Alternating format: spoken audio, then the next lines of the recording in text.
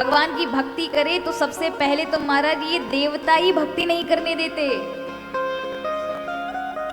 ये कोई ना कोई महाराज व्यवधान डालेंगे, किसी से लड़ाई झगड़ा करा देंगे, कहो तो परिवार वालों से लड़ा देंगे, किसी की बुद्धि में बैठकर, किसी की वाणी में बैठकर के कहो तो आप ही के मन में बैठ जाएंगे। आपको लगेगा नहीं अब मैं भगवान की पूजा नहीं करूंगी, अब मैं भगवान का नाम नहीं लूंगा, मेरे साथ ही ऐसा होता है, लोग समझते नहीं है मुझे, मैं भी ये नहीं करूंगा या ये नहीं करूँ। ऐसा करते ही देवताओं का काम बन जाता है। वाह, यही तो हम चाहते थे कि तुम भगवान की भक्ति से हटो, क्योंकि अगर तुम लगकर भक्ति कर रहे हो तो तुम पे प्रभु की कृपा आने वाली है।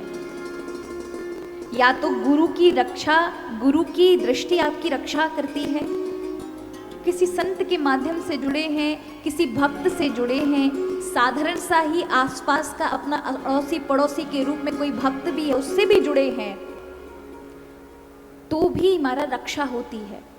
किंतु अगर आप किसी से नहीं जुड़े फिर भी आप भगवान की भक्ति कर रहे हैं तो ये देवता परेशान कर रहे हैं। अब आप ये सोचेंगे अगर हम भगवान की भक्ति करेंगे, एक व्यक्ति आए मुझसे पूछा क्या अभी भी अप्सरा इत्यादि हैं, अगर हम लोग भगवान की भक्ति तपस्या करें तो क्या अप्सरा इत्यादि आती हैं क्या?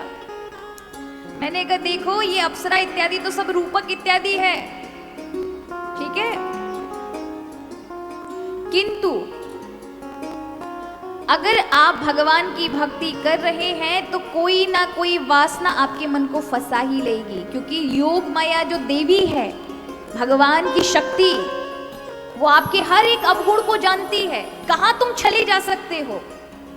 तो जरूरी नहीं कि वो स्त्री के रूप में आएगी, धन के रूप में आ सकती है, पद के रूप में आ सकती है, मान सम्मान के रूप में आ सकती है, कोई भी एक पूर्व जन्म की या इस जन्म की कोई वासना मन में छुपी रह गई है, उसे निकालकर बाहर सामने खड़ा कर देगी। आप सभी ने भागवत की कथा में जड़ भरत जी की कथा सुनी होगी। वो एक हिरण के चक्कर में फंस गए, उन्होंने पूरा घर छोड़ दिया था, परिवार, बच्चे, राज्य सब, लेकिन एक हिरण में उनका मन अटक गया। यानी उनके जीवन में एक प्रेम की वासना रह गई थी। तो योग माया ने वैसी की वैसी स्थिति लाके, परिस्थिति लाके खड़ी कर दी कि जिसने अपने बच्चों में मन नहीं लगाया, पत्नी में मन नहीं लगाया, बाकी संसार में मन नहीं लगाया, वो हिरण में फंस गया। हिरण से इतना लगाव हो गया उसे कि अंत समय जब हिरण छोड़कर गया तो रात दिन हिरण हिरण हिरण हिरण हिरण के चक्कर में बस प्राण जाने वाले थे। और उनका मन हुआ कि वो हिरण तो न जाने कहां गया, मेरे प्राण निकलने वाले, मैंने पूरा जीवन भजन किया और अब अंत समय हिरण में मेरा मन लग गया। सब जगह से अपना मन खींच करके भगवान में लगाया, तब तक वो हिरण जो गया था वो लौट कर वापिस आ गया और सामने से खड़े होकर के मरते समय उन्हें देख रहा होता है और उनका मन भगवान से छूट के फिर से हिरण में गया, हिरण की योनि प्राप्त हुई। देखो वासना कितनी तेज होती है। इसलिए कौन बचाएगा?